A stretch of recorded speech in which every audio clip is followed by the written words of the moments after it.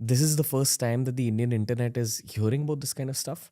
And I would argue that this will be the first time that the global mainstream internet is also hearing about this stuff. So when we're doing these kind of conversations, I genuinely believe that I'm not asking the questions and you're not answering with the answers. This is just us channelizing a higher energy that wants to be out there for the public anyway. Do you agree? Do you disagree? Yeah, I agree. I think it's great for us to have an opportunity to find a common language and to clear up misconceptions and just get a sense of what is a very naturally hidden tradition. Okay. While you say that it's hidden, is this culture growing in Britain or generally all of Europe now? I think there are an unprecedented number of people globally who are looking into these subjects, who are trying to understand who they are, where they come from, where they're going, what spiritual tools are available for them to pursue. And so inevitably people are looking for answers that they don't necessarily find in mainstream religions. So the interest in the subject is growing exponentially. And there's also a new opportunity for practitioners who are always very few in number to connect. So the conversations that we're able to have internationally, quietly between people, are creating these new webs of understanding. Gotcha. Okay. I honestly believe, at least when it comes to Tantra, that there's a massive rise of Tantra in India. Even in urban metros, everyone's waking up to it. Lots of people are starting practice. And I would argue that this is happening in the world as well, generally speaking. You know, we were speaking about Celtic culture and Viking culture, Yeah. but there's also obviously Indian parallels with Greco-Roman culture. The Greek gods, the Roman gods, we have our versions of them back in India. Not that they're prayed too much anymore. Like we have a thunder god who's the equivalent of Zeus. His name is Indra. We have the sun god, Surya. Of all the older gods, Surya is the one that's still worshipped a bit in India. But we have higher deities now that are worshipped more in India, like Kartikeya, Ganesh, Shiva, Hanuman, Durga, Kalima, these deities. I would love to go back into ancient history. This culture that you're following, would you would you say that it's the tribal faith that existed in England? I think it would be impossible to say that because of the lack of information that we have about those peoples, particularly because they left us no texts. So to give an example, I live in the southwest of England, and the southwest of England is made out of it's got a lot of very hard stone. So granite is like the predominant stone that we have. So where I live, there are stone circles in the landscape. There are standing stones. There are the homes of the dead that were built in the Neolithic. What is the home of a dead? So there's dolmen, which are the graves of the dead. So there are 3 stones and then a capstone placed on top of it, and then these were previously covered with earth. But these objects, these enigmatic objects in the landscape, were not understood in the Bronze Age. They thought that these had been built by giants and fairies.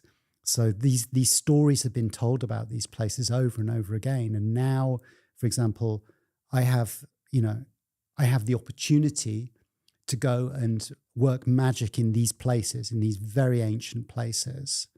But I'm also aware that when I'm working there and I'm working with the spirits, that I'm also bringing my modern understanding into the landscape. And it's been written over many, many times. It's a palimpsest. So we find it difficult to talk about a return to like a pure state in England. Whereas in India, you can reach back and you can say, oh, we can talk about some of the earlier deities, as you were saying, like Surya, and then some of the other deities that you mentioned, like Kalima and Hanuman and Ganesh. These are global now. So almost all the magicians I know own a Ganesh statue and Wow. will perform like small acts of Ganesh puja. Really? And certainly we're again to look at Kalima. So that's very much where they look for their understanding of the female divine. So there's always that overlay. But in England, it's very difficult for us to say go back to Celtic gods, whether it's like Bran or Bride or any of these, because they're not storied, they're not understood, they're not part of the culture, and to go back to it is somewhat artificial for us. We are a late super hybrid. I didn't understand this last.